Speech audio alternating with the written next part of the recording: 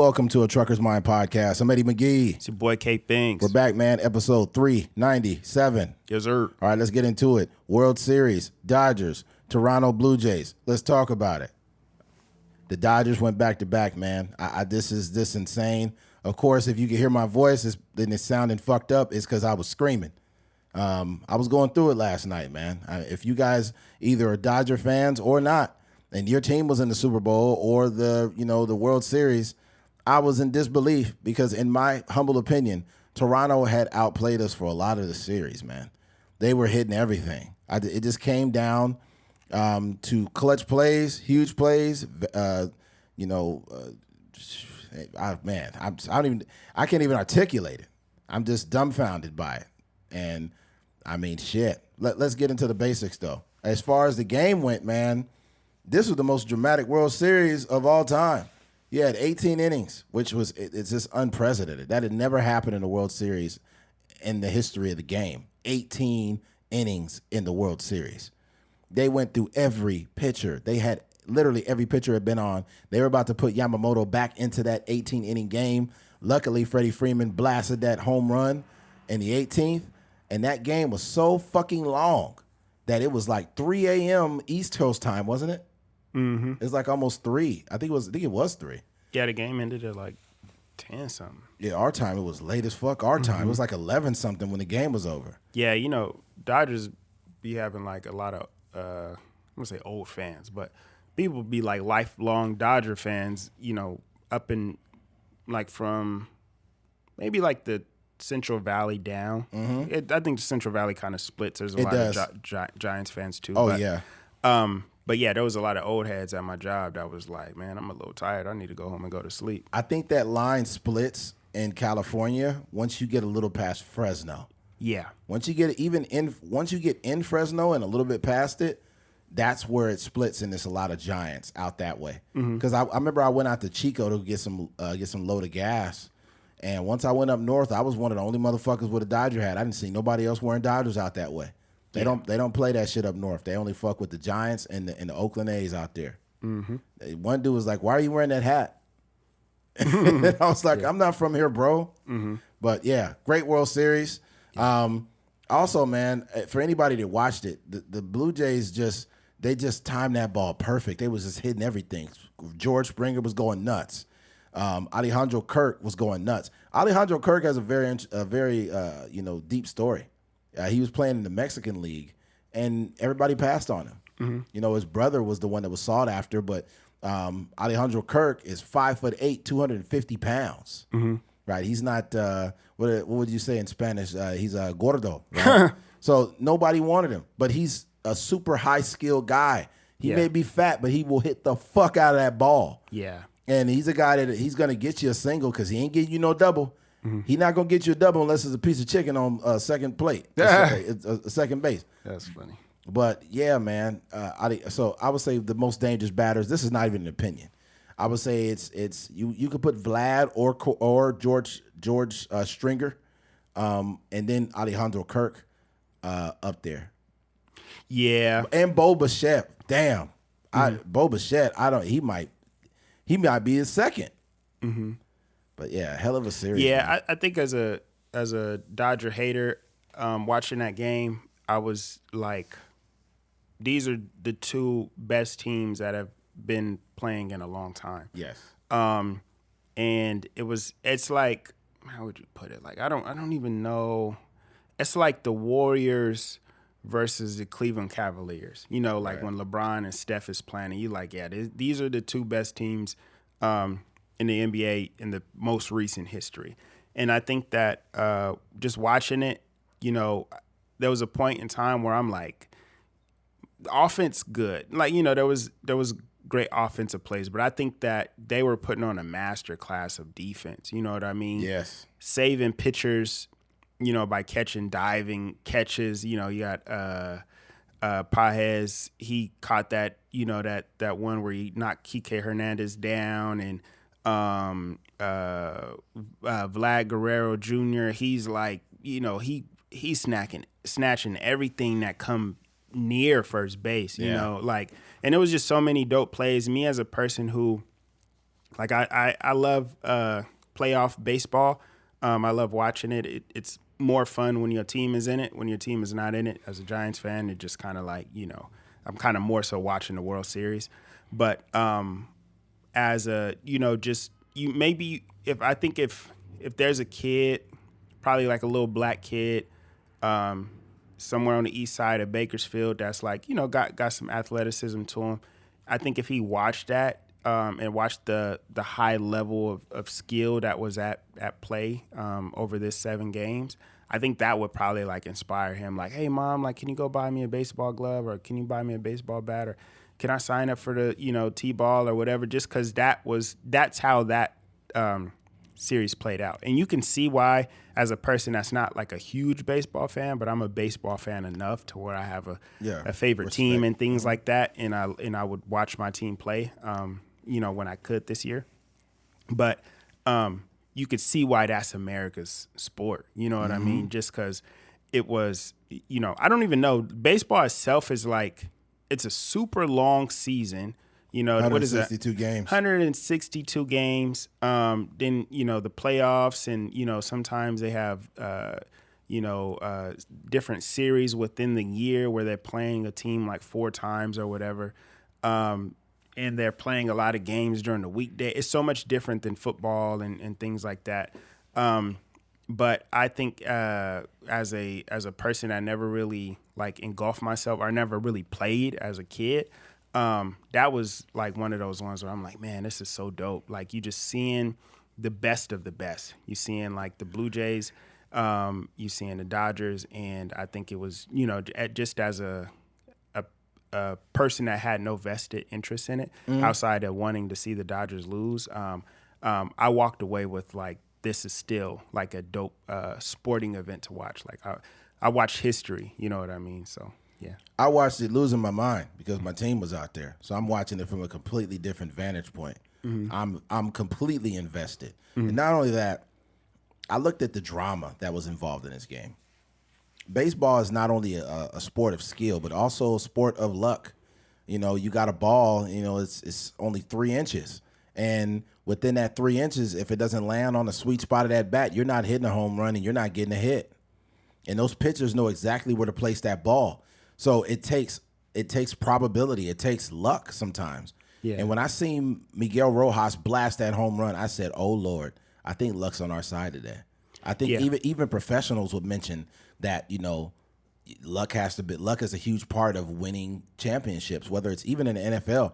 You watch that play with Julian Edelman where he got that catch against the Falcons, and he dived out and grabbed it, and he was able to hold it against his head. You watch that other play. Or Eli Manning. Eli Manning to Tyree, David Tyree, where he caught the ball, and I think he caught it with his head, I believe, too. Yeah. So it's like those plays are what win. But in his case too, this is something also to mention.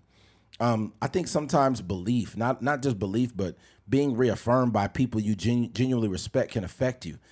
Miguel Rojas' wife, before Miguel was even put in the lineup, had said, "You're going to hit a home run in the World Series." And he was like, "I'm not even in the game, baby." And she was like, "You're going to get in and you're going to hit a home run."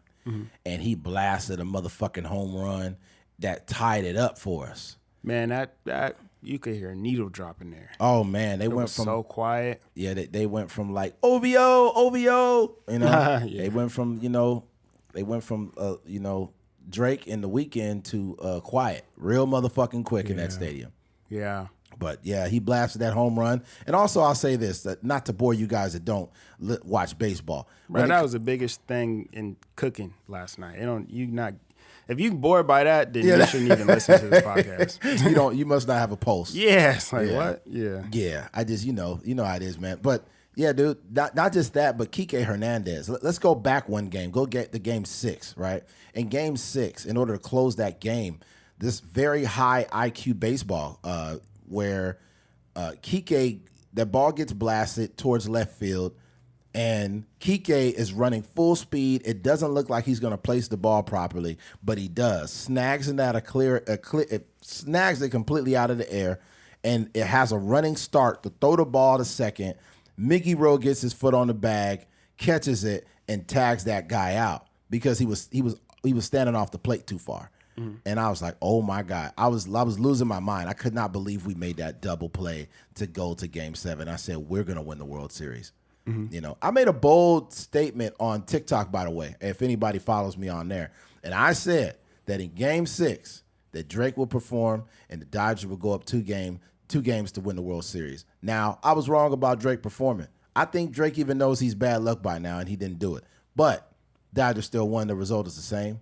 And yeah, make sure you follow me on TikTok. Shameless plug, by the way. Yeah, I wouldn't have had him perform just because I would know that like the backlash it would receive if they didn't win. You know what I mean? Like I just think that when it comes to Drake, just the energy around it, and if they lost, like it would just look bad for him. So this is better for him. He in the skybox watching the game, like he can enjoy it just as a spectator. He don't need to perform. But I think, like you said, any sporting event, whether it's LeBron coming back from 3-1, when you got the block off of Andre Iguodala blocking it off the backboard, you know, those moments like that, like the Dodgers had many of those moments. And I think that the Dodgers having a little bit more experience than the Blue Jays played a role in this game. When you have Yamamoto coming in, you know, hours essentially after he pitched, he started the other game to go back and essentially close out the game. That's like, you know, he pitching off of adrenaline, you know, like things like that.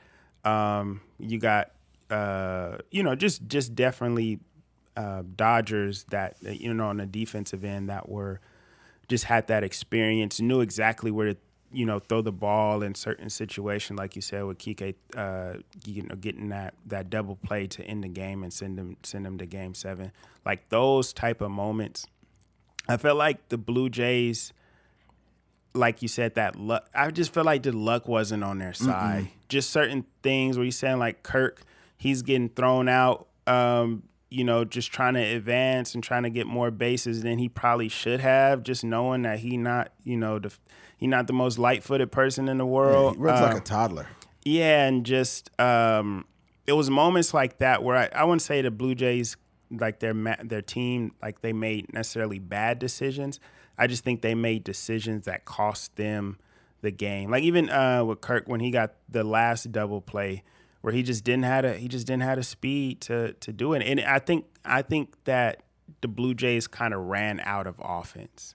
Like they had some hot bats, but you know that it requires a team of hitters. Like what Rojas was able to do, what Will Smith was able to do, people that weren't necessarily like hitting the greatest, or, you know, Rojas wasn't even playing, but you know, Will Smith wasn't necessarily, you know, like Ohtani or Mookie Betts, but when the game is on the line, you know, he hits a home run. Like but the Blue Jays didn't have that person outside of Vlad, outside of Springer to go out there and make one of those plays. I think they did. Like I think the others, like as Shaq would call him, when Savage when he came up and pitched, him being a rookie, you know, he set the record for the most strikeouts by a rookie or first starter or whatever. I think that was one of those moments where like the others made a play. But outside of that, like, you know, they didn't have anybody else to just do it because they got up early. And then after that, like Dodgers was chipping away until they eventually went up. Yeah. Yeah. I think too, another thing is freaking, I forgot that point I was going to make. There were some plays, like they talk about the Dodgers ruining baseball and they got $1 billion team and all this shit, but all those high-paid players didn't do shit. Mookie wasn't that great. Freddie didn't really do anything. Ohtani got a hit, but outside of that, his pitching wasn't great. He caused those 3 runs to go in when Bo Bichette blasted a fucking home run. And that's the thing, man. It takes everybody. No superstar can win without role players. And I'm going to say this. If you want to look at the single most important player, you're going to say Yamamoto, right? He was the MVP. But it's arguably Miguel Rojas Because if Miguel Rojas is not put into the lineup, he doesn't tag the bag in Game 6. If Miguel Rojas is not in the lineup, he doesn't make that throw to home to Will Smith last night to force out. If Miguel Rojas is not in the lineup, he doesn't blast that home run to tie it up. So Miguel Rojas was the difference maker. And let me give you an idea of how, when we talk about luck, how lucky this is. You know how Ohtani's home run total this year with season plus the postseason is like over 60, right? I think it's like 61 or some shit, 62. I can't remember. Miguel Rojas' career is 57. For his career. His career. And he's been in the league, I think, 12 years. So Miguel Rojas' total for his career is 57. And he blasted one last night after his wife told him he would do it. I think Will Smith hadn't hit a home run in months. Or he was hurt like though, that. but he had busted his hand up. But Will is a solid batter, one of the better between Will Smith. I'm just talking about the luck aspect of what you're saying. Like, just those two. When you think of somebody hitting a home run, I don't think if you go into the prop bets and then they got Miguel Rojas and Will Smith hitting the last two home runs, you probably more than likely bet your money on somebody else. Yeah, and Freeman, Ohtani. In all honesty, if you want to say, hey, if you got one at bat for somebody to blast a home run, who you picking, Kike or you picking Will? I would go with Kike. Kike is a guy that's going to get you that hit. Because when we start getting our ass kicked back in L.A., Kike was one that blasted that home run to make it 1-3. And I was like, okay, this guy wants to win. Yeah. But nobody else wanted to at that time. Yeah. Yeah, man. But yeah, just overall, like as a, like I said, as somebody that's just watching baseball, like that was dope. I'm kind of sad it's over, man. Like, Me too. Because, baseball is a long season, so it's going to come back around. But the only thing with baseball is that the season is so long that the games don't start to matter until so late in the season. Yeah. They start adding up. Obviously, every game is important because at the end of the season, when you're going for playoff seeding and stuff, all that stuff is important. But as a spectator, game one is just like, okay, we got 161 more. You're right. I just don't, for me, I'm not foolish enough to be like, what happened? No, it's just some. Oh, it's a bug on you? I thought you was doing something to the camera. No, I was like, is this some new camera technique that Keith has now? He's swatting away bugs. All right. I'm not foolish enough to be like, oh, the Dodgers are going back for a three-peat. I'm just not. I just understand how the game works. And if it's not the Dodgers, I hope it's the Blue Jays. Just based on the fact of how hard they worked and the fact that they may never go back. That's the reality about the World Series or Super Bowl. The last one they won was 32 years ago. 32 years ago, man. That's nuts. And the thing about it, like as a 49er fan, it hurts me because the last time we won a Super Bowl, I was in the fucking 4th grade. That's the last time, bro. That was the 94-95 season. I was in the 4th grade going to Hort Elementary. That was the last time we fucking won.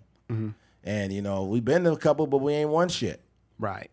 So it gets it's hard to win. Yeah, it's hard to go back, let alone win. Like the thing about it is, here's the scary part. As a 49er fan, they may never go back in my lifetime. That's how rare it is to go to the Super Bowl, especially to win.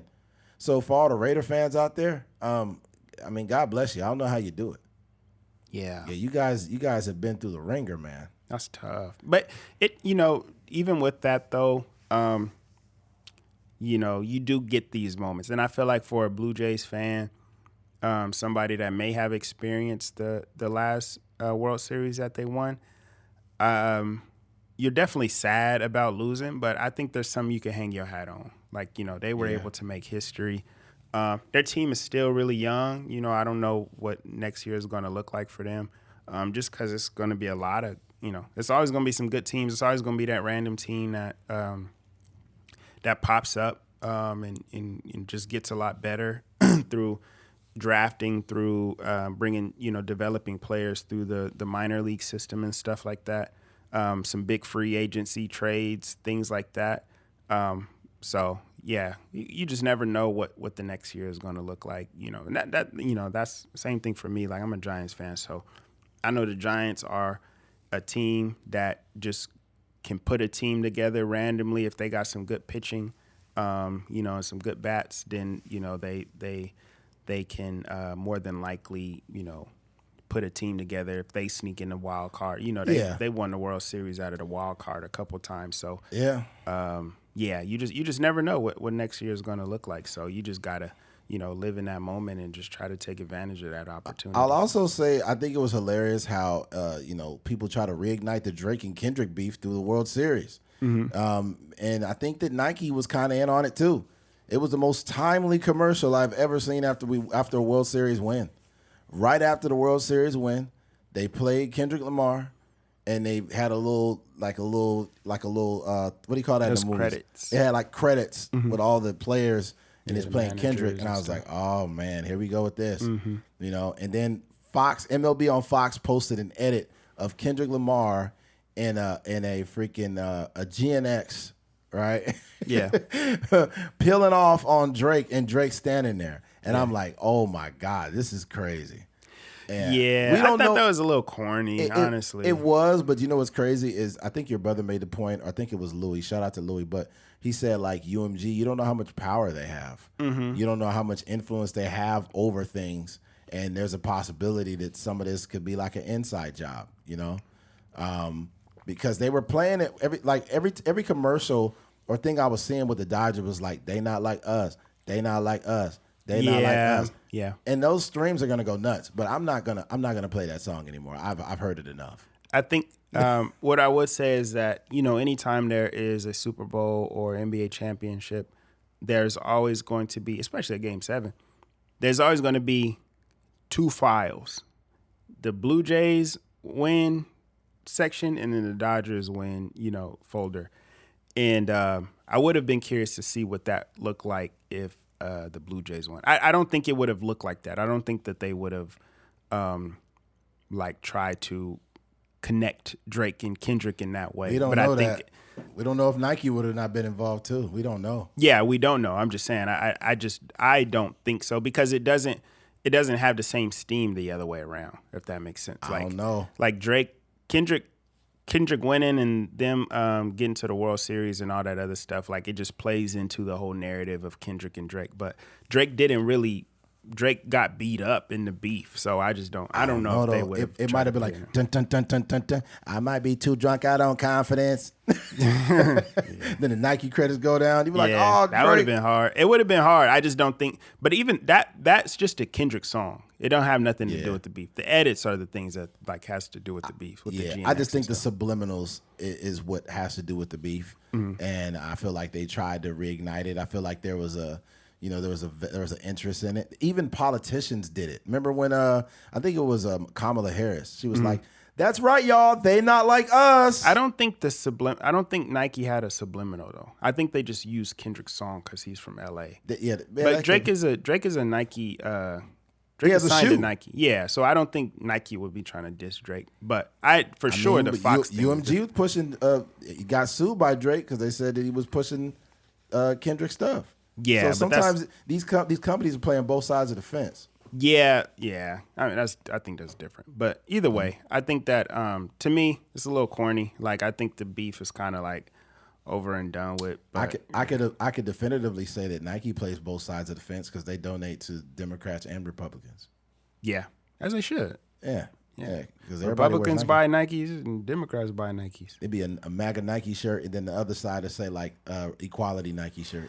If I'm a billionaire, trillionaire, $1 trillion company, like I'm playing both sides of the fence too, because you're not gonna be able to say that I'm this or that. Like I am a person that sells shoes, and shoes don't vote for nobody. I heard that. Nike can make shirts that say pro-life, Nike, and the other ones say pro-choice. Yeah, for sure. Yeah, that's crazy. The pro-choice twos. Yeah, that's right. Pro-choice. And in the back, it'll say like baby killer or some shit. Oh, dang. Like, goddamn, Nike. Really, Nike? The BKs. Baby killer 7s. That's not supposed to be funny. It's not supposed to be funny. It's not at all. All right. Well. Vote yes on Prop 50. Yeah. Yeah, we might. Yeah, we need to vote on some of these food stamps, man. This shit is getting serious. I mean, I don't want to jump off the topic of the Dodgers. We can stay on it, but yeah, man, people are already going to food pantries, dude. Yeah. This is terrible. I feel so horrible, man. Yeah. But yeah, we're over here talking about the Dodgers and how great of a feeling it was and how great of a game it was. But there's people sitting at home with a dry cupboard, man. Mm-hmm. Yeah, so I'm thinking my heart is with them. My heart is with the people. I'm thinking about the people right now. Yeah. But yeah, man. Hopefully that win gave people a little hope. I feel like sports are a great way to bring people together. Absolutely. In kind of trying times. Absolutely. And they needed it. LA was going nuts last night. Mm-hmm. It was people like, once the Dodgers had finally won, this person, I forgot who it was some girl that was like, I hate baseball, and she had her phone out and everybody was in there screaming and crying and yelling like, oh my God, people in the streets hugging each other. Yeah. And I'm just like, bro, like baseball healing the city, bro. Yeah. I mean, the game bangers stopped shooting each other for like 15 minutes last night. There's nothing more nothing like a, and I haven't really experienced it in my lifetime. Maybe with the Lakers, but the last championship didn't really mean as. But like that 2010, like those were that era where we beat the Celtics and when we beat the Magic. Like that's the last time I've experienced that, bro. Same That's here. 15 years ago. You know what I mean? Oh man.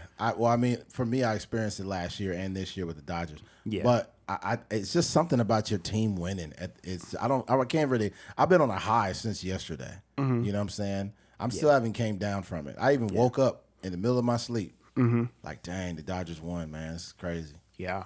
Yeah. But freaking with the Lakers, I hold that dear because I watched all of those NBA finals with my dad, and remembering me and my dad going nuts and the Lakers winning 3 in a row, you know what I'm saying? And when they lost that final year, I was like, oh, I was broken, because you get a little spoiled from your team being good. But anyways, I don't want to keep you guys anymore on this, so let's switch gears. Switching gears, Big Sean, Janae Aiko allegedly split up. Now, this is not normally a topic we would speak on, but we'll speak around it.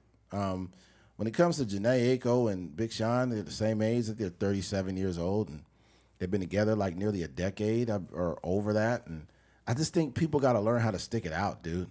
We live in a time where so many people just break up. I don't know the ins and outs of what's going on. I don't, I guess it was a commitment problem. He wasn't putting a ring on her finger. I will say this, objectively, too. I think if she was the one that left, objectively speaking, she had a good reason. Why are you going to be with somebody that long and have a kid and do all the stuff and you don't get a ring for it? I think it's a little demeaning. I don't know if that's what their arrangement was, but I feel like if the longer you go without marrying a woman and you're getting her pregnant and you're doing the house stuff, I think she's going to grow to resent you, man. So I think as a man, it's better to have integrity and be like, yo, do I really want to spend the rest of my life with this woman? The answer is yes. All right, I need to seal the deal. Right. You ain't got to do it in 5 months. You could be a year and a half, 2 years, maybe 2.5 years. I don't know. But don't just have the woman waiting, For sure. And I also think women have to be smarter, too, because if the man is keeping you waiting and you don't want to wait, you can't be afraid to walk away, man. Mm-hmm. You can't be afraid. This is for either gender, too. Because if as a man, if I've been with a chick for 2 years and I propose and she's like, I'm not ready or I don't want to do it, we just going to break up. Yeah, I don't see that happening, though. You said what? I don't see that happening. What, like what? Like a woman saying they're not ready. I mean, I've seen it before. I haven't seen it, but I've seen a girl like, I'm not ready right now, whatever, and the dude proposed. Yeah. And then he stayed with her. It's like, bro, that's kind of your answer. Yeah, there you go. Mm-hmm. Yeah, if she's like, I'm not ready, just leave her. And it's not because you hate her or she did something wrong. But if I propose to you in front of all these people too, we are at Chuck E. Cheese right now. Why can't you just say yes? Yeah. Okay? We are literally in the middle of the mall. Mm-hmm. That's why if I propose, I'm going to do that shit somewhere real private. I'm going to be like, we're going to be in Panda Express with like 2 customers in there or something. I'm going to get my honey walnut shrimp and, my orange chicken, and we're going to sit down. I'll be like, baby, I got something to tell you.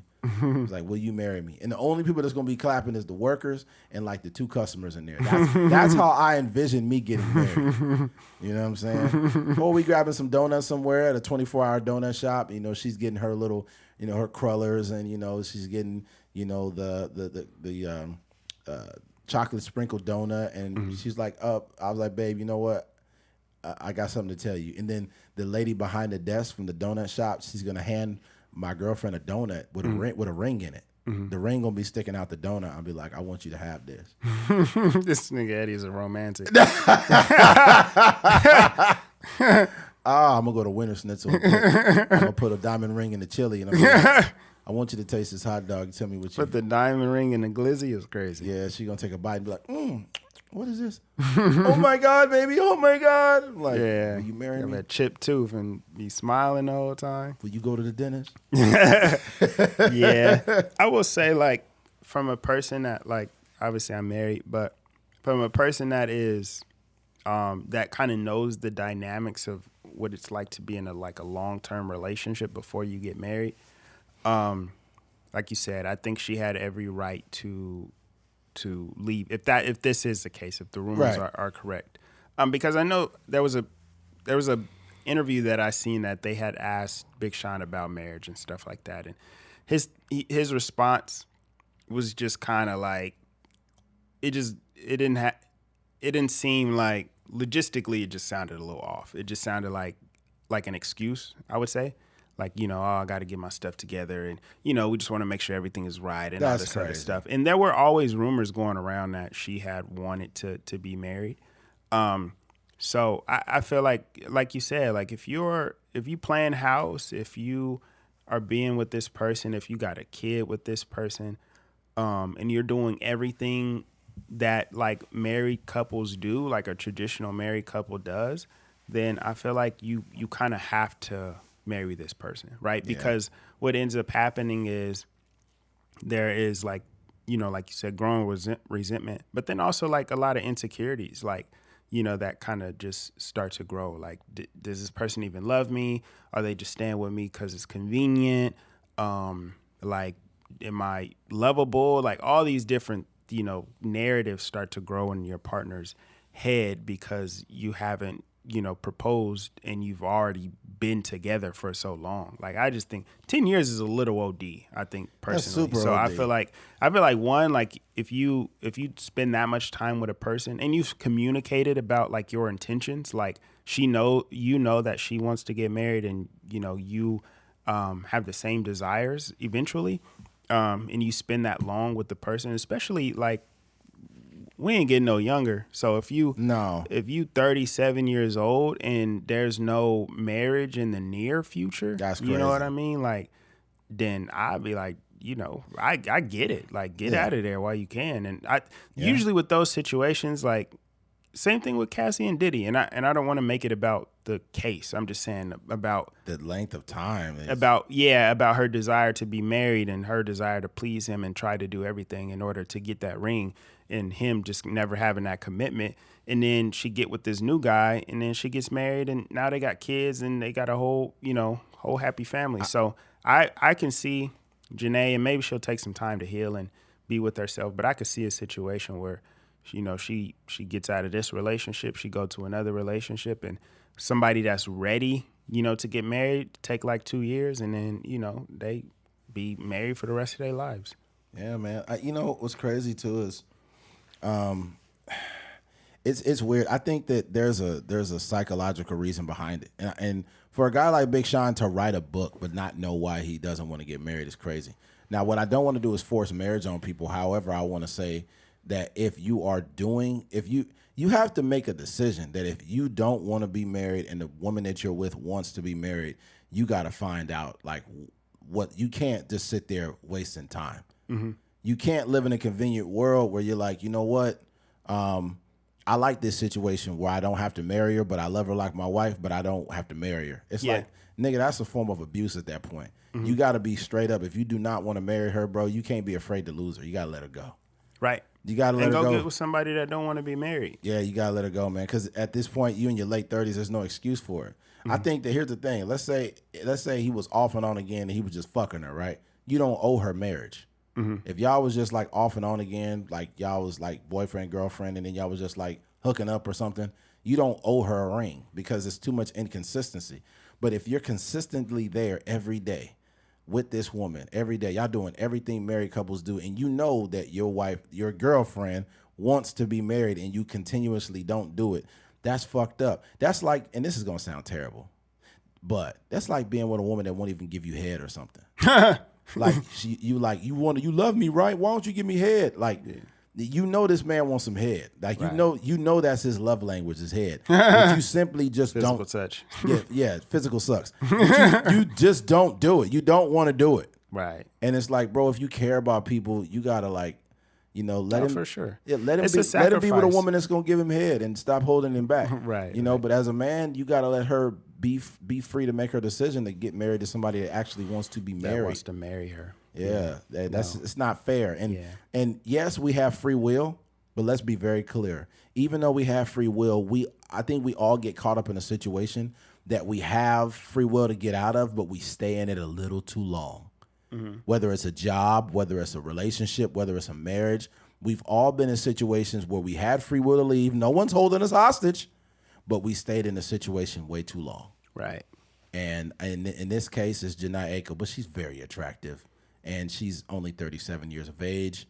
I don't know if she plans on having any more kids, but within the coming years, if I'm very wealthy, Janae Aiko, I will give you a child if that is what you are looking for. Yeah, I was. You never know like the totality of somebody's relationship, but just like when you look at her in interviews or you just look at her on the red carpet, like you remember that moment where the dude was interviewing her and he was like stumbling over his words and she was just looking at him. Her femininity is so strong. Yeah, she just like it's like seductive, like an not angelic kind of thing going on. That nigga was about to bust. He said,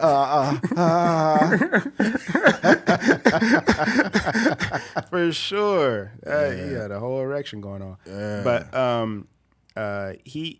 Yeah. So I think, just when you look at her, her interviews, when you look at her, like red carpets and stuff like that, she just looks like a really just nice person. Right. And I know that doesn't tell the full story, but I just think that, I think she made the right decision. Maybe, she probably feels like she might have wasted her life. But the way I look at it is it's better to have tried and failed than to not have tried at all.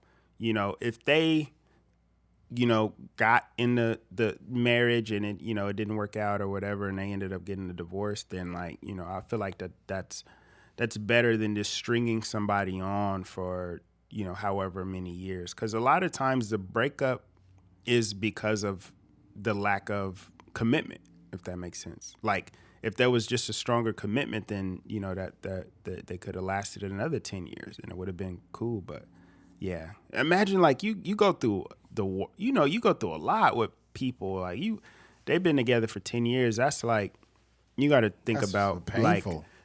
Like having a child together, probably living together. They got albums that they've made and songs that they've made together. So I will say though, her next album is probably gonna be fire. Like, I tried to be with you, I loved you, you hated me. Like, it's gonna bring all the women out. Women always love a good old heartbreak album. Yeah. That's women could be in a healthy relationship and still listen to Adele's breakup album. Yeah, that's real. Yeah. I don't know. I just think sometimes women want to be sad. I don't know what it is. Yeah. Like they just, I mean, it's rhythm and blues. I think part of the fabrics of the genre is some blues in there. Yeah. I mean, dog, here's the thing. Like, just going forward, and this is for just all men, because women fuck up too, big time. But I would say as a man, bro, if you do have a woman that you care about on a daily basis, you got to consider what matters to her.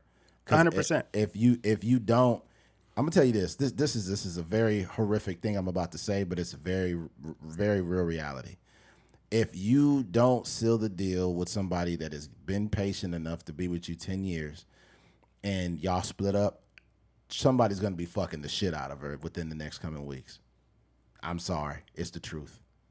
That's just how the game goes. And even though that may sound wild, trust me, as a single guy, women that are fed up with their husbands have checked out, and they will be at another dude's house getting that headboard broken in the next 2 weeks.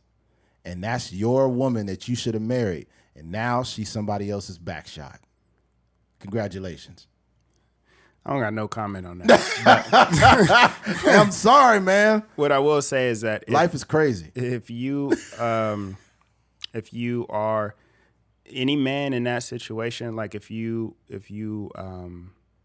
are weary of commitment, or you don't want to commit, or you waiting for the perfect time, I would say, one, there's no perfect time, right? You know, there's going to be situations where people are married for 60 years and they might argue the day before they get married. You know, it's just it's never going to be like this utopia where like the stars align and you propose.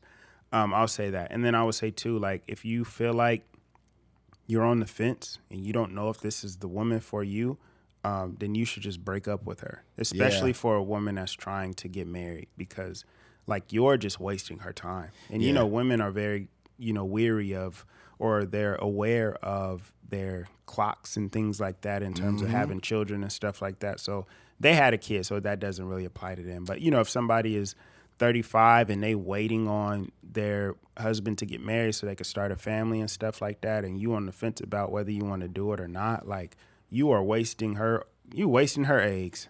Yeah, I think for me, like if I meet a chick that's like 33, 34, whatever the age, she doesn't have kids, I think that I'm going to be on my toes and I'm going to be paying close attention, especially if she mentions she wants to have kids. I'm going to consider that simply due to the fact that, she's getting older, and, women tend to, it tends to become a complicated pregnancy the older women get. Yeah. So it's like, I ain't trying to bust up in there in the first 2 months, but I am trying, I'm not trying to shoot the club up yet. But I think as adults experiencing each other enough, going through enough life events and different situations to where it's like, okay, I can trust this person. All right, cool. All right, let's have a kid then. That's great.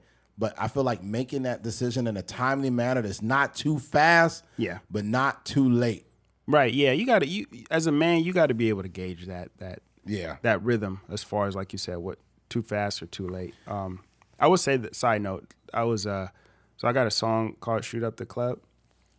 And like recently, a lot of my students at school have like this happens every year, but like there's a couple months into the school year, like the word gets around that, Mr. Fingers makes music or whatever. And so the song is called Shoot Up the Club, but it's not about like shooting up the club literally. It's a metaphor, right? For, getting somebody pregnant or whatever. So one day, one of the kids asked me, he's like, Mr. Fingers, you got a gun? And I was like, no. And he was like, oh, you lied in your song. And I was like, I didn't really know what he was talking about, because I was like, I don't really be bragging about like, I don't got no shoot 'em up song. Like, and then another kid mentioned it too. He's like, Mr. Fingers, you be shooting the club up? And I was like, nah, like I'm not no gangman. Like, you know what I mean? I'm not no criminal. But then I realized when I drove away, I was like, oh, like they're listening to this song literally. Wow. And I was like, I can't really correct them, because the metaphor is like not a conversation that I should be having with these I would teenagers. just walk away like, dang, these niggas ain't getting no pussy. Y'all ain't shooting up no clubs. Oh man, go ahead. Yeah, but no, that's just one of the wildest moments. I was like, I can't really explain it to like the what it really means. Maybe when they're 23, it might dawn. Because you can't be in high school like it's sperm. Basically, yeah. Man. I can't just go up to them like, actually, this shooting up the club is a metaphor for shooting up. Yeah, you like, can't. You can't do that. Yeah. They're like, oh, you a freak, huh? Hey, that's the word. That's worse than the other one. Yeah, he a exactly. freak. Yeah, he a finger freak. Yeah, you don't want that. Yeah, exactly. That's crazy. These kids are fucking FBI agents, man. You guys, kids, do your homework. Okay? Man, stop looking up the teachers and do your goddamn homework, please. Yeah, anything like what I've realized. I wouldn't say anything. There's still there'll be people like mentioned in the podcast and stuff like that, but they don't have the attention span to listen, so I can really say whatever I want to. Great. I can talk about, John or whomever, and talk crazy about him, and I doubt that it would ever get to them, because they can't sit still and listen to something for 45 minutes straight. But yeah, it's it's a thing you just have to be aware of as an educator. But I think at the end of the day, like, we are not our jobs, right? And I think we were all doing something that we loved prior to submitting that application to, work at wherever. So absolutely. Yeah. There was a clip that popped up, and it's just terrible. There was this woman that was on a podcast trying to sound deeper than, like, people try to sound deeper than what they really are on podcasts for some fucking reason. I don't know when it started, but this one chick, she was like, "Don't love your job, job your love." Shut up. And I was like, shut the fuck up. Yeah. Get out of here, man. Get out of here. And everybody started roasting her. Because it's like, I just hate the fake deep people on podcasts. Right. That don't make sense. And then the dude actually said, "Don't love your job your love." And then the co-host was like, "I love that." I love that. That sounds so stupid. Man, if you don't shut the fuck up and stop lying to this lady. Yeah. You know what? I'm the type of guy you can't do that around, because I'm going to be like, hey, I don't get that. That's how. You lost me. I think, too, like, man, a job is a job. And I feel like, for me, I don't know if I love my job. There are definitely most days I like my job. Right. But I tell everybody that the job I have is the best job I've ever had, right? With the caveat that it's a job. Something that there is... depending on how you look at it, like, tomorrow I have to clock in, right? And if I'm not there, then there's going to be some consequences. And then when the kids leave, then I get to go home. Same thing with you. Like, you get a call from the dispatch and you go in and then you do your job and then you go home.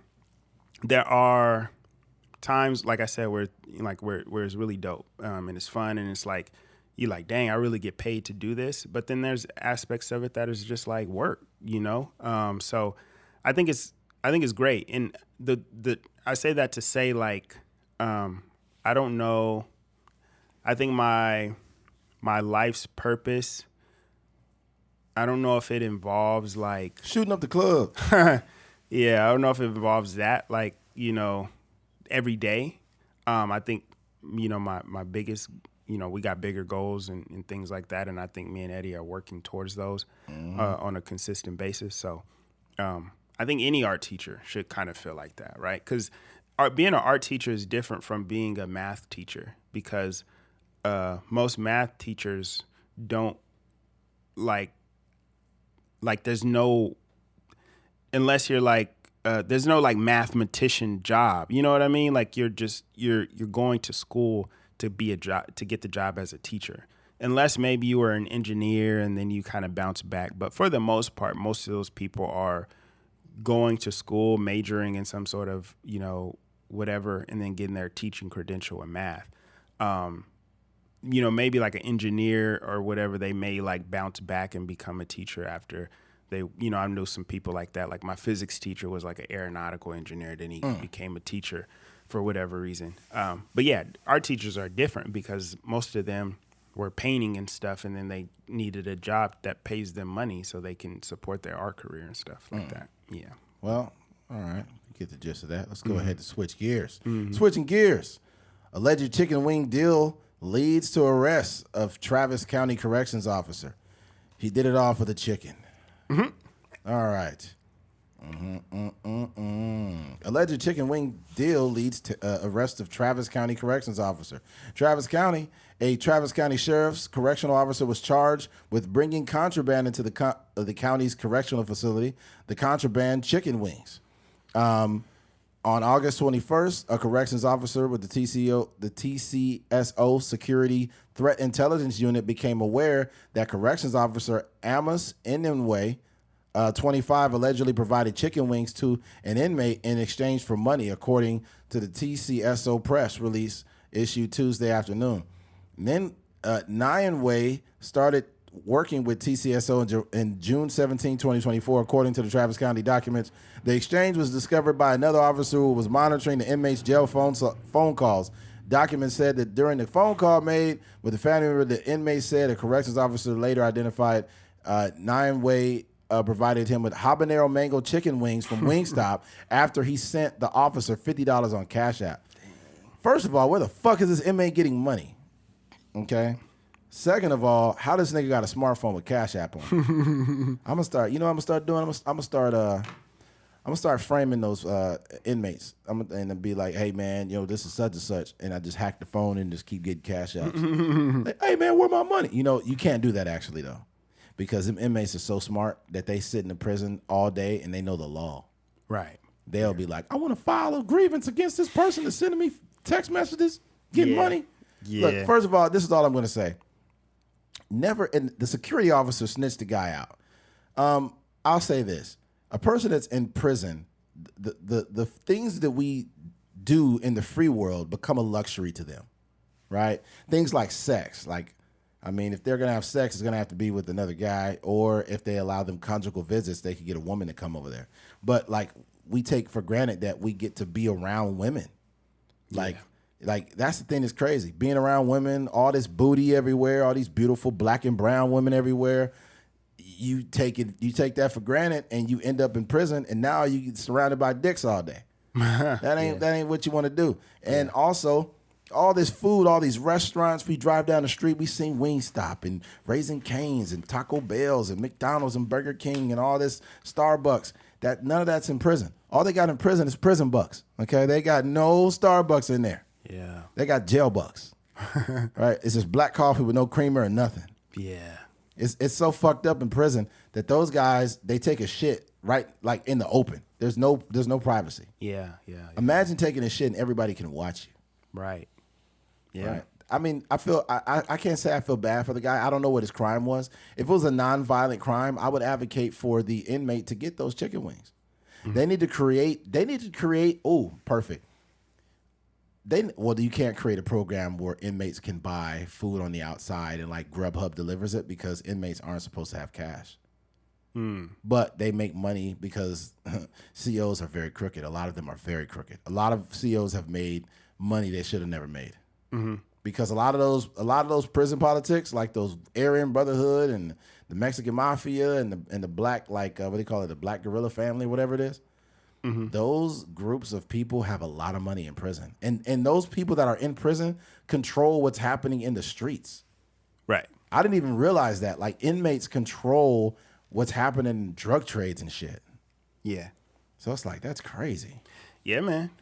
I think a lot of stuff is going to be revealed from this Lil Durk case. We're going to see how much power somebody, on a big scale, how much power somebody has in prison or in jail. He's in jail now, but we're going to see what that looks like when this case plays out, because he was already trying to, make certain moves through, while he's locked up. So I think what happens with this, I think there's something about just living life on the edge that kind of lures these type of people in.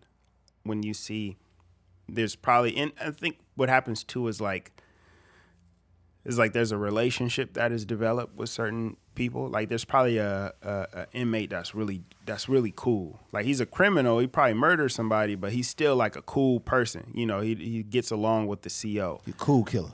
Yeah, exactly. And then they just start chopping it up and hey, bro, man, bring me some wings, man. You always what's your favorite wing spot? He's man, I'd like to go over there. Yeah. He bro, I'll give you $50 if you bring me some wings. He's man, that's easy money. I'll do that all day. Mm-hmm. And then next thing you know, he dropping off the wings, and then he's sending them a cash app. It's an easy $50. But here's the worst part though, Keith. It's not just that. It's the fact that these inmates sit in cells all day and they pay attention to everybody's mannerisms and how they respond to things. So they know exactly who they can manipulate, whether it's in the prison or in the prison system, even COs. There are female COs that have fucked a lot of those inmates. Yeah. That have gotten pregnant by inmates. Right. It's crazy how, you're a free woman in a prison and somebody talked you out of your panties. These guys are talking these guys into getting them chicken wings. Yeah. Which is insane. And here's the worst part. You think it's one inmate. Bullshit. Once one inmate sees it, there's multiple inmates that have money. Can you imagine making $50 times 15 before your shift? Yeah. You bringing in a whole bag of chicken. You're bringing in sacks of chicken for these motherfuckers, and they're paying you $50 a piece. Good. I will say, though, you lose the luxury of freedom when you are in prison. You know what I mean? Mm-hmm. You can't and as frivolous or stupid as this sounds, like somebody getting arrested for bringing an inmate chicken. Yeah. But you can't. That's part of the thing that you lose when you get convicted or you found guilty on whatever crime that you do. You can't just walk. You can't just get up and walk to the fridge. You can't just get up and go to McDonald's. If me and Eddie want to go to McDonald's right now, we got every right in the world to do that. But as soon as you do something illegal, you don't have that same luxury. So speaking of McDonald's, it used to be really good, man. I don't know what the fuck happened. Yeah, I don't know. McDonald's, like I've went there. It's been hit or miss. Sometimes I go there and get some food. My stomach be going crazy. Right. Yeah. A lot of time, I feel like a lot of times my fast food experience is not that great, and primarily because the people the food is just not fresh. And I know that you can tell them to make the food fresh, but just in general, like the majority of the time I go to whatever restaurant, the fries is a little lukewarm, a little soggy. Yeah, and you can tell the patty, like especially if you order like those specialty, like most fast food spots sell burgers mostly, right? Mm-hmm. McDonald's, they have the little thin patties. Whether you get a McDouble or a hamburger, whatever, they have that same patty. Same thing with like Jack in the Box. Like they may have like a different type of patty, like a thicker one or a thinner one or whatever. But when you like, say you want to go and get like grilled chicken or something, you'll go and get that and you'll be like, you'll bite into it knowing that they cooked this probably 2 hours ago, and then they just left it in the little warming mechanism. Right. Even though they're supposed to throw it away if they haven't used it in so long. But that's my gripe with most fast food, and that's like that feeling that you get, like that I get when I eat it, and I'm like, dog, this just wasn't like it didn't taste good. It's expensive too. Yeah, it didn't taste good. It's expensive. And I feel terrible after eating it. Bro. You know what I mean? Like all those three things combined. At least if it, like you ever ate something you know was so bad for you, but it was good and you still felt like good afterwards. Like, man, this is terrible. I do that with donuts sometimes. Yeah, but if the donut is good, you're like, dang, this is bad for me, but it's still really good. But if all three of those things are bad, where it don't taste good, it's expensive, and you don't feel good afterwards, then you like, man, this is a total L today. Because I've had some donuts that I ate and they tasted good, but I didn't feel good later. I'm like, they must have used old oil to fry these damn donuts. Yeah, exactly. So it's like for me now, when I go to a restaurant, what I try to do is I mentioned, I say, hey, can I have that all made fresh, please? I'll wait the extra time. Mm-hmm. And I let that be known up front. And got to. Even if they give a little attitude, I don't care. I'll pull forward and get my stuff fresh. I forgot where did I go? It was fire. Oh, I went to Carl's Jr. like 2 weeks ago, and I ain't been to Carl's Jr. in a long time. I do like Carl's Jr. I have mostly good experiences with Carl's Jr. I don't know what it is about the grilled patties. Them shits is fire. They're the meat tastes really good. Yeah, it's like the only place that charbroils the burgers is Burger King and Carl's Jr. Yeah, and you can taste it. I think not Flame Brother. What's the place? The burger Habit. I would say with Habit, they do it too. I majority have like good experiences with them. I just think that the ingredients or like the seasonings and stuff that they use is not my favorite. Not that it's like it's bad. It's just like great. Their other hamburger spots, I like their burgers more. Mm-hmm. But in terms of just quality food, like just fresh, you're not gonna get your you're gonna pay for your thing and you're gonna wait there a good 2 minutes maybe. You like before you get your a little food. Different? Yeah, I think if they seasoned it like more like a Carl's Jr. type situation. You like that big meat, huh? Nah, man. I was trying to catch you up, man. I said, you like your meat seasoned different, huh? He was like, yeah, man, yeah. Can't be like, pause, nigga, like that's mad crazy right there. This nigga said he got his meat mad. Like, come on, man. You can't be a Harlem nigga out here talking about you like your meat seasoned up. Like, come on, man. That's the dog. Them New York dudes, they be like, they OD with it. Yeah. Oh man. What did you? I think you had mentioned. I don't think we put it on there, but you mentioned something about how, because Cam, they had came out that Cam was suing J. Cole because he hadn't pay, or he was supposed to do a feature or a pop up on a podcast. And Yeah, he didn't even want like financial compensation. It was for future collaborations. Yeah. So he's suing him because in over 2 years there hasn't been really a effort to do a project or that. And I guess J. Cole had mentioned that he wanted like he just could pay him out, and he was like, "Nah, that's not what we agreed upon." Right. So I mean, it is what it is. I mean, they'll figure that out. But were you but you had a point as far as like how you should communicate. Yeah. The point I had is I think that if J. Cole's a guy that wants to take ample time and he doesn't want to do a project, I think that should have been known up front. Just based on the fact that you can't expect people to just rely on vibes like you, man. Like if J. Cole's like, right now I just want to lay back with, just take time with my family and everything, and you're like, all right, cool, I respect that. And then 1 year goes by and you're like, okay, nothing. Then a year and a half goes by and then nothing. And then you reach out to them and then J. Cole doesn't get back to you, and you reach out to him and he doesn't get back to you. Then you reach out to him again and he's like, I'm just taking my time right now, just taking my time. You're like, nah, fuck this shit. If you don't agree with that, you don't have to. Yeah, I agree. I think it's weird that it's playing out like this, because I know that Adam 22 and J. Cole were supposed to do like a sit down, like they talked about, doing an actual sit down on No Jumper, where J. Cole was going to be on there, which sounds crazy. But this was years ago. This was like 14 years ago. Oh, damn. Maybe not 14. It was a long time ago. Probably around a decade though. Yeah, probably a decade. Because he went to shop and then they talked for a little bit and then he was supposed to sit down. That's before. Go ahead. But Adam 22 later had said that J. Cole called him personally, and was like, hey, essentially Adam 22 said that J. Cole was really mindful of his privacy, and he just was not in the space to do that thing.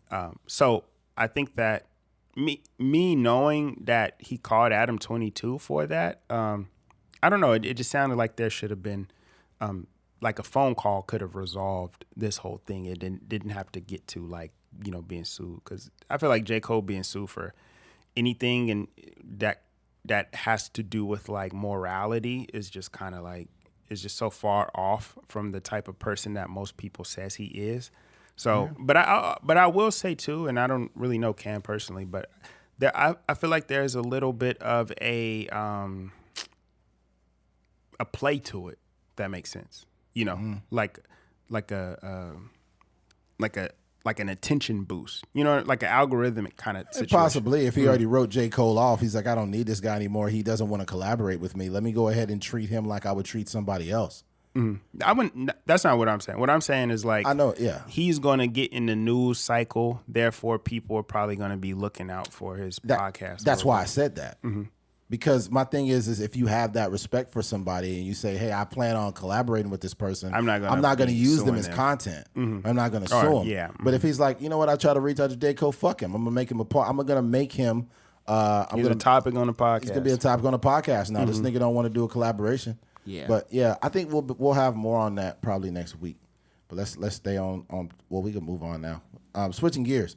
MTV's hit show Ridiculousness canceled after 14 years and 46 seasons, which is insane. I just want to say to MTV, screw you, bro. MTV used to be great. They used to show videos.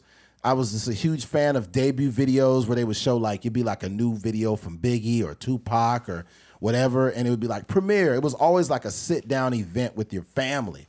Like with me, like I remember watching it with my cousins, and we'd be like, oh, that Biggie video or that new Busta Rhymes video about to come out. They went from having TRL and what was the other one? It was TRL and I forgot the other one. But they had all these really cool shows. It was Carson Daly was on TRL. But they went from having all these cool shows and even Road Rules and Real World, which was, to me, Real World was real reality TV. It was like the first real reality TV show was The Real World. And it was super dope. But all this shit now, they call it a reality TV, and it's just scripted bullshit. All this Hip Hop Wives and Baller, basketball. That shit is garbage. It is. There's no reality TV has not been decent since Flavor Flav was doing it. That's when I stopped. I haven't watched no reality TV since Flavor Flav. All this other Mob Wives, that shit is all trash. But anyways, what does that have to do with MTV though? What it has to do with them is I was getting to that roundabout point. Oh, And the point I was making is they sold their whole network out to put ridiculousness on. They were overpaying. Yeah, they put one thing on there. They had so many dope programs, and they went from having these dope programs on there to just ridiculousness. And I mean, it lived up to its name, ridiculousness. I think that the idea of the show, it burnt out because those same things are happening on TikTok all the time now, where people are reacting to things. Yeah. It is a very antiquated idea for a show, and right. they milked it dry. And what I did is I looked up the salaries for that show. Like Rob Dyrdek was making a motherfucking bag. Okay, here it is here. Okay, that's not the one. How much did they pay him? Here it is here. MTV has not publicly released official salary figures for the entire cast of Ridiculousness, but sources estimate Rob Dyrdek made at least $32.5 million per year for this very basic show. I was never hooked on ridiculousness. Like, oh my God, I have to watch this. I felt it was entertaining, but I felt it was just an average show. It was no better than like America's Funniest Home Videos when I was a kid. Bob Saget did a better job, in my opinion. Bob Saget, and who was after Bob Saget? Fuck. It was just some generic white guy after him. I can't remember who it was. Well, yeah. And then I think what's the name was doing it. Now Carlton, the fucking Alfonso Ribeiro was doing it later. I think I don't even know if he's the most recent guy. Now, you know what's crazy? America's Funniest Videos is now on TikTok. Oh, that's cool. So it's like this idea has been around since the 90s. It's not like it's something you need to pay somebody $32 million for. But you know what I think though? I think that MTV might have made a move that was just lucrative and not like for the people who loved MTV. I think what they did is they said, hey, all these shows combined only generate this much revenue, but this one show is kicking everyone's ass. Let's just rock with that show. That might be what they did.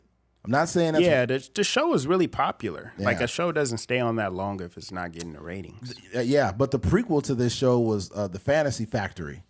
You know, where you just had random people in it. Nipsey was on that show one time. Yeah, that show is fire. Yeah, it was Robin Big, Fantasy Factory. Robin Big was a really, really good show. It's a way ahead of its time. We used to watch that as a family. Like Big Black, Rob Dyrdek. Yeah. I would say for me, MTV, I think they just try to roll with the times. I think that they realize that the music portion of their thing, it just sucks because they kind of cornered themselves because it's called music television. So people kind of always look to them. Same thing with BET. But BET can kind of get away with it a little bit more because it's called Black Entertainment Television. It's not called Black Music Television. So, but yeah, I think that they started out like with mostly music and then mostly music related TV shows. And then now and then like, you know, like you were talking about in that era with all the reality TV shows and what's the one, they had a show about, I forget what it's called, like MTV Made or something like that. Do you remember that? I remember that. Yeah, I remember that. Yeah, like they had really dope programming. Now I don't actually know what they play on MTV, so I can't really speak to it. But yeah, I think Rob Dyrdek just hit a lick, and he just kind of got locked into a contract where he was getting paid handsomely, and the show is airing all year long. Like if it's on 5 days a week, you know, he's getting paid or compensated for, you know, that time slot. So. What tripped me out is Chanel West Coast. It doesn't have Stilo Brim's money as being showed, but it says they paid Rob Dyrdek $32 million. And listen to this, for his role on the host of the executive producer of Ridiculous, while his co-hosts like Chanel West Coast and Stilo Brim made over $140,000 per episode. Damn. I don't know about that. That's what it says here. It's not official numbers. I'm just saying. It's not official numbers, but let's knock it back. Let's go back, Keith. Let's say they made $50,000 a show. That's still a lot of fucking money. That's man. Good money. Yeah. That's a lot of fucking money. 46 seasons of $50K a show is nuts. Yeah. That's nuts. And for a person that has zero talent, it's like, damn. All she did was like, that was literally Chanel West Coast thing to just like laugh at stuff. Like that was it. Hey, his nephew is a pretty dope producer. His name Drama. Drama, the white guy, yeah. Yeah, he's pretty cool. Drama was cool. And he had a clothing brand that got big for a second. Young and Reckless. Young and Reckless. It was that brand was like popping for a second. Mm-hmm. Yeah. He was a dope producer too. Yeah, mm-hmm. I think he was. Yeah, he's a lot younger. Yeah. And what's funny is Rob Dyrdek's wife is from Bakersfield. I don't know if I knew that. I think I did know that. Yeah, he had came down on a helicopter out here to Bakersfield. Yeah. I was like, what the fuck? Now, Rob Dyrdek, he talks about his journey to kind of stardom ridiculousness and how he got a bag and stuff like that, and how he leveraged, the Fantasy Factory and Rob and Big and stuff like that. And how he turned all that from a skateboard career. I think that's really dope. Shout out to Rob Dyrdek. I mean, there's no negative. I don't have anything negative to say about him. He took advantage of his opportunity, and I think, it just didn't really make sense for both parties anymore. So yeah, either way, but I don't know. I think MTV, the world is so much different now, dog. Bro. I don't know how to get a music or a TV show popping like that. A woman's beauty is all the game they need, bro. Listen to this. Because I remember I just said this right now. Rob Dyrdek's wife is Brianna Noel Flores, and their first date involved a helicopter trip to Bakersfield to rescue puppies. Nigga, that's game. That is crazy. That's crazy. She's beautiful, though. She's 34 years old. He's 51. Dang, he way older than her. Oh, yeah. That's crazy. He doing kick flips in that pussy. That's funny. It's like, you want to see this triple ollie? And that nigga doing kick flips over there. They got a couple kids, too. Damn, that's crazy. Yeah, that's a big gap. You forget that he's that old, Yeah. But he's been around a long time. Rob Dyrdek is, he doesn't look that old, but he's definitely older. And they got little kids together, which is crazy. That's crazy. Yeah, if Rob didn't have her sign that motherfucking prenup, he'd be talking about business and stuff and investments. If he didn't have her sign that, boy, all it takes is one argument and she gonna be rich for life without Rob. Yeah. She's from Bakersfield? Yep, she is. Damn, that's crazy. Yep, that's nuts, man. He said I guess he found her on Twitter. Wow. That's great. And back then, you got to think about it, they've been together for some years, so he was like in his late 40s, and she was in her 20s. Dang. Yeah, man. Yeah. Hey, man. I mean, it's fair game. Fair game when you rich and you Rob Dyrdek. She was like, I grew up watching you when I was in second grade. Nah, you making it weird now. Nah, I'm playing. I loved Robin Big. I was just watching with my friends over at it's such and such elementary. All right, let's move on. Rest in peace of Big Black too, man. Yeah, rest in peace of Big Black Boykin. Yeah, rest in peace to him. Switching gears. San Francisco Mission neighbors mourn bodega cat allegedly killed by Waymo. So Waymo is a autonomous car, and bodegas normally exist on the East Coast, but they had a bodega out there in San Francisco, which I probably assume may be an East Coast guy that relocated to the West Coast. But their bodegas are known for having a cat that's kind of like just walking and roaming around the store. The cat like sits on counters and stuff, and the cat is almost like another employee. It's kind of strange. Like, people on the East Coast all are very aware of bodega cats. Mm-hmm. Like, the cat will be like sitting on a bag of chips, like sleep, and they'll just like kind of move the cat and get the chips. Like, that's literally a thing in New York City. Mm-hmm. But that cat was beloved by the whole neighborhood. The cat would be chilling.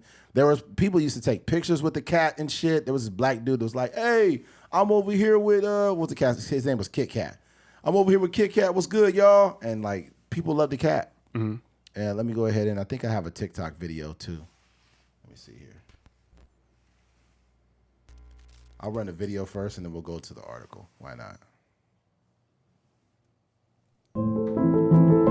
People in San Francisco's Mission District are devastated over the death of a beloved neighborhood cat run over by a Waymo, a driverless car. There's a growing memorial on 16th Street for Kit Kat, a fixture at Randa's Market. Kit Kat died late Monday night. For days, we've been trying to get details from Waymo about what happened. Well, today, a company spokesperson told us that a robo-taxi was stopped to pick up passengers and Kit Kat darted under the car as it was pulling away.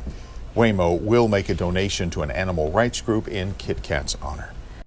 People in San Francisco. I mean, did they not reach out to Kit Kat's family to see if they needed financial compensation? They just made a blank donation to the animal rights, whatever. Mm-hmm. Did they not think that the family of Kit Kat would need some type of have they talked to Kit Kat's mother and father about this? Jeez. People just have no class these days, man. But yeah, I think that this is a little deeper than hitting a cat in a bodega. I think that if the goal is for them to make cars more autonomous, they're going to have to learn. And that learning curve happens when you do things like this, when you run over people and cats and animals. It's going to be harder to sell the idea of an autonomous car when it's killing people. So it's gonna need better sensors. It's gonna need probably more cameras, and it's gonna probably be able. It's gonna have to have a software that can have like predictive like mannerisms of people that may dart out into the street, or maybe emergency scenarios that stop it. I guess you were telling me your brother's car had a thing where it stopped. The Tesla stopped before, Yeah, we were going out of town, and the light was green, but there was somebody making like a left in front of us, and they ran the red light, and the car just stopped. Wow. And we were all like, "What the heck?" And then it was like, "Dang, Elon just saved our life," And we would have been banged out. I don't think we would have died, but it was like, guys, like, the features that I have in the car is really, really, really for people like you, everyday people that just don't want to get in accidents. That's pretty much what my job is to do for everybody that wants to be safe. Like, Elon, if you don't shut the fuck up. Yeah. Yeah. I don't think this is a stain on the autonomous cars. I would say only because people know how dumb cats are. Oh, man. And I think that, like, people know that, like, if you've driven anywhere be careful, in the world, Keith. We got some cats that listen to this podcast. if you've driven anywhere in the world, especially at nighttime, you know how wild cats be, like, just running out in the road. I done dodged many a cats, driving through the streets in my life. So I think that, I've never like hit an animal personally, but man, and this is a side note, but dog, it'd be so many DUIs going on. I just think that I don't trust a human more than these autonomous cars, even though that, this situation with the cat happened. It's so many bad drivers on the road. I think at this point I still trust robots. But what if there's embedded software that we're not privy to?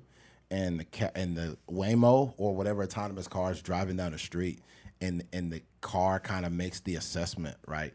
Like the cat darts out, and it's like, animal, not important, and it could do that. Yeah, maybe. I think that's maybe the technology is going to get there eventually. Technology can have some biases. There was a how they have those AI, like you take a picture of something and then you put it through AI and it gives you like a cartoon. Mm-hmm. There was a dude that had like a Chuck E. Cheese poster on his wall with his face, and it said Chuck E. Cheese on the borders, right? And then when he put that picture in the AI, it put a picture of like his wife, and in the background it had that picture of him, but instead of saying Chuck E. Cheese, it said I can't breathe. Really? Swear to God, this is recent. I seen it on TikTok. And they said that there may be a possibility that AI is getting trained by some forms of bias. Like some forms of racial biases may have bled into AI. Mm-hmm. I'm not saying that AI is racist, but I'm saying that people are imperfect. And if we're the ones that are influencing AI, it's going to pick up some of our biases that we have. Yeah, I mean, it's getting trained by, it's like a learning thing, right? It's just ones and zeros that kind of has like incorporated like all the information on the internet in order to create answers and stuff like that. So yeah, imagine you see a picture of your wife on the wall, and then it says like, says her name or something underneath it, and then when you put it through AI, it says like, make me a sandwich or some shit like that. Like, damn. I will say like I had a guy I knew in college who created this. He was like a computer scientist, and he created some like he's probably doing something. He probably got a crazy job right now. But he was an Indian guy too. I think he was Indian. But he created this thing for one of his school projects that basically it like identified hate speech or something like that. It was like a really dope project, and I wish I could articulate it a little bit better. But basically, through the project, he found out that, you know, it might have been like an AI Twitter profile or something like that. But essentially, like the same thing where we talked about, you know, a while back, or like we learned a while back that there was like these AI profiles and stuff like that started getting racist and stuff like that because they were learning from the stuff that they seen on the internet. That's kind of like what he realized. Like he realized that the thing was like generating hate speech and like foul language and stuff like that, you know, just because it was learning from Twitter and learning from the internet. So I can see how, you know, any sort of AI software can do that sort of thing. But I'm a little bit weary of people saying that these things happen because I would have to see what the prompt is. Because in my experience, when it comes to like generating images in AI, a lot of times it doesn't really recreate it doesn't recreate words that well. So I would be curious to see, because there are, especially like now that it's gotten a little bit better, but even like last year, there was, it would, like, say, for example, I was telling the prompt to make like a billboard poster with like a spaceship on it or something like that. And I wanted to say this on there. Like even last year or the year before, it wouldn't even be able to articulate legible words, you know? So I don't know. I'm kind of weary of like people's things, you know, that they say with AI without the proper context. Yeah. We'll see. Rest in peace to this poor cat, Kit Kat. Mm-hmm. I pray that you went to kitty heaven, and all the other cats out there that couldn't stay out the street, I hope you send a prayer down for the other ones that aren't dead yet, and preserve at least 2 of the 9 lives they got. Yeah. Because cats, for some reason, they like to hang out in the street and go to sleep. Pour out a little milk for Kit Kat, man. Pour out a little milk. Meow, meow, meow. Meow, meow, meow, meow, meow, meow, meow. All right. You want to wrap it up with this one here? You want to pick one, or what do you want to do? Let me see. We could wrap it up with one of them. I got to get going. Even though I might be. We could do the lesbian teacher. Oh, okay, let's do it. Yeah, somebody didn't hear that right. They're probably going to say, hey, Keith, we need to talk. All right, switching gears. Recently, a lesbian teacher, 24, wearing giant diamond crosses, fired for sexualizing girl. I don't know why that extra was, pertinent information. It's really not. It's just a lady that happens to be lesbian that is sexualizing kids at her job, and I'm glad she was fired. She was trending on TikTok as the stud substitute teacher. Oh, the stud substitute? Yeah. She thinks that's, and the thing about it, she probably thinks that's going to get her play, but they're going to be like, you're a weirdo. Lesbian teacher was fired on her first day over a TikTok. She filmed where she appeared to leer at a young schoolgirl. Maeda Borders, 24, was axed from her position as a sub teacher at Lake Cormorant High School in Mississippi after sharing TikToks of her workday on October 17th. In the offending video, Borders, supporting an enormous brand crucifix necklace, filmed a group of children practicing for the school band while walking down a corridor. As the camera lingered on one girl wearing red Crocs, holding pom-poms, Borders said, yeah, they got it going on in this joint. She then added, damn, shorty, sheesh. Man, I get up after these school kids trying to take me down. What? That's crazy. The remark was interpreted as possible quip about romance with the girl and quickly sparked fury. One commenter on Borders' TikTok replied, she a teacher, but she getting tempted off kids? Why even looking at students like that way? Then you busy recording yourself all day. LOL, what the fuck? Then another comment. Did you look at these young ladies and say, damn, shorty, what the fuck? Get out of that damn school. Since these kids are making you fight urges, another posted. I agree. That's absolutely weird. I'm kind of glad she did it so they can get her out of there. Imagine the teachers that go to these schools that are just battling urges daily. And instead of getting another job or being appropriate, they still go forward with the bullshit. I've never seen this many dumb, inappropriate teachers in my life. Not to say that it wasn't happening back in the day, but to this magnitude, it's just crazy. Right. And there's a lot of women that are doing it. Like, there's a lot of women, too.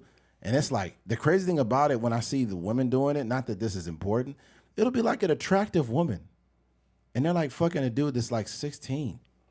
They'll be like 34, attractive, good-looking woman, and married, by the way. One of the last teachers that was a high-profile case was married, and she was fucking a 16-year-old, and they looked through the text messages, and it was like a bunch of like nasty, she's sending nasty pictures of herself to this kid and going over the house when her husband's at work. I'm like, this is crazy. Yeah. This is insane. Yeah, I think, to me, I can't really say like the intent. I don't know if, you know, when I watched the video, it seemed inappropriate, you know, but it didn't seem like it seemed like she was just being very immature. You know what I mean? But I would also say, like, if I am an administrator and I'm seeing this and my job is to protect the kids at all costs, like, I'm not even playing with that. Like, she could be joking, she could be trying to make a little TikTok and, you know, be funny or whatever, but I'm not playing with that at all. So I think they did the right thing. I will say, though, that like this is her first day on the job, and you're like, you're not really taking your job serious. Like, she was almost like excited to be there. There was moments in there where she was like excited, not gonna say excited, but like kind of like laughing that like the other students was like surprised she was a teacher. Yeah. You know what I mean? Like, 'cause she looked kind of young, but also like, you know, she got cool clothes on. She's sagging her pants. Like, she got the whole like giddy up, but she just doesn't look professional. So the teacher, there was a student. I was like, is that a teacher? Like, you a teacher? And she was like, haha, yeah. She kind of like laughed it off kind of thing. So she just went in there with the wrong intentions. Like, your job as a teacher, as a substitute teacher, is just to get through the day. You're not trying to make no impression. You just trying to do your job and just to be a bridge between like the teacher, you know, being there and being absent and then having them come back like the next day or whatever. But yeah, your job is not to be memorable as no substitute teacher. Like, you know, that's crazy. So yeah, she did a lot. And then her whole page is kind of weird. Like, you know, she got pages where she getting dressed. She got like a strap on. She got a dick print thing going on. Like, it's a lot that she was doing. And she kind of tried to come out and basically respond like, I wasn't looking at no kids and all that other stuff. And I think maybe that's true, and maybe she was just like, being a joke, saying things in a joking manner. But that doesn't really matter, because what you said is what you said, and nobody is concerned about your intent when what actually happened. Nobody is concerned about your intent when they can match your behaviors on social media to your behavior in public at a school. You've got strap-on dildos and you're at a high school. That's enough. That's weird. That's enough for me to fire you, man. Like, even if you're a good teacher, if you own TikTok, like, yeah, this is my favorite dildo right here. I call this one the Punisher. It's like, I can't have you around fucking kids. Your kids can find this TikTok. I will say, like, a sub is a little, like, you got a little bit more freedom because you don't really build a relationship with the students. That was her first day there. And if she didn't, she could have walked in exactly how she walked in with the chain on and everything. And it wouldn't have made news because it wasn't recorded. Right. But because she decided to be a social media influencer and a substitute teacher and sagging and, you know, making weird comments towards kids, like, it went viral, and therefore you out of a job. But if you just did your thing, like, because that's why I said, like, substitute teachers are there just to, you know, you're like a you're just the bullpen. Like, you're supposed to go in there and try not to lose the game for us. But she went in there and she lost the game for us. So not us. I don't know about that. Not for us. I don't know who she playing for. She's playing for the same team. Clearly. Yeah. You can imagine, though. She's on there with those dildos, and one of the kids are like, oh, that's a little dildo right there. Yeah. She a teacher? She playing for the Sacramento Studs. San Antonio Scissors.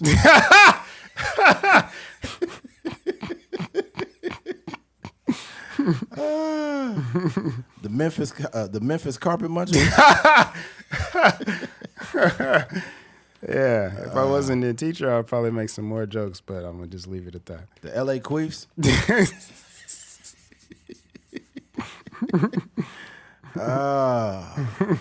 Louisiana Lesbians. Oh, dang. All right. Dang. All right. LSU. Louisiana State University. All right, man. You guys get the point, man.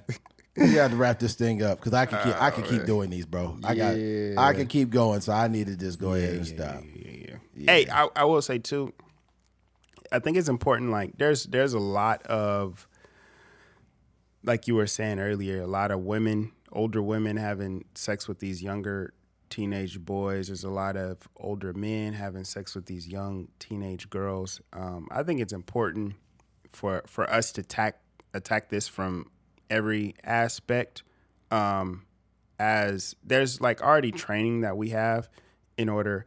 It's weird though, like the training that we have is to protect us, right? It doesn't necessarily like, it's not a preventative measure. It's there to protect people that are like already kind of innocent. Does that make sense? Yeah. Like, if you're not a person that is, messing with kids, like they're basically coaching you in ways like don't text kids outside of email and, things that are supervised by administration in the district and stuff like that. Don't be alone with a kid in a classroom. It's telling you things like that. But they're primarily telling you in a way where like, hey, you will prevent yourself from getting a lawsuit or getting accused from a certain thing if you are alone in a classroom with a kid and stuff like that. But it doesn't necessarily stop the person that's like, trying to figure out a way to do, the thing, like trying to do the thing like outside of school boundaries. Yeah. So I say that to say, like, I think it's important for those of you that do have children that are in this kind of like primarily junior high school age to, let your kids know like what's appropriate, what's inappropriate, and also to monitor your children's activity on their phone. Because these are people, they're communicating through text messages, and I feel like if a parent had more oversight of what was being communicated with their child and who their children are talking to, these things would never happen. Because a lot of this stuff is happening in plain sight. These are teachers that are bringing kids on campus. These are teachers that are texting kids, like not from no burner phone, not from no little Rite Aid, payphone, like literally iPhone messages and, texting back and forth and, sometimes on social media. So I think it's important for one, make sure your kids are aware of, these type of situations and make sure you're monitoring what your kids are doing. Yeah. I think there was like this older black dude and he was I'm not sure if he was a substitute or just a teacher, but it's a video I seen on TikTok that's been circulating for some years. And there's like these kids like goofing off, but one of the boy they probably were no older than maybe sophomores in high school, maybe freshmen. And he was live streaming, right? The dude was live streaming, and the teacher was like, "What are y'all doing over there?" And then he went and like hugged the girl from the back and was like holding her. And the young boy was like, "Oh, that's crazy." And then when the teacher seen the camera, he was like, "Oh, it ain't like that. It ain't like that." Dang, that's weird, bruh. Because the girl was like in shock too. She was like, "Oh my god!" Because he like hugged her from the back, and like he like pulled her close in front of other students. I'm like, the motherfucker that does that is a predator. I don't know what happened weird. with him. And between that, like, you got to get people out of there like that. Yeah. And then unfortunately, there's some on the other side of the spectrum where the teachers is not doing anything inappropriate. Sometimes them kids be driving the teachers nuts.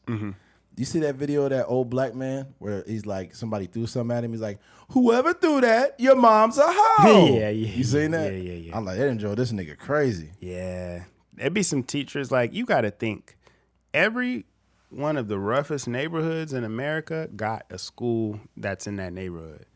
And those kids from those rough neighborhoods, you know, somebody has to teach those kids. It was a time when one of my boys, he was like out of work for a while, and I was telling him about a job doing like what I do, teaching like art and stuff like that. And it was in like Watts or something. Like, it was in LA. It was when it was like in a blood neighborhood or something like that. And he was like, I don't know about that.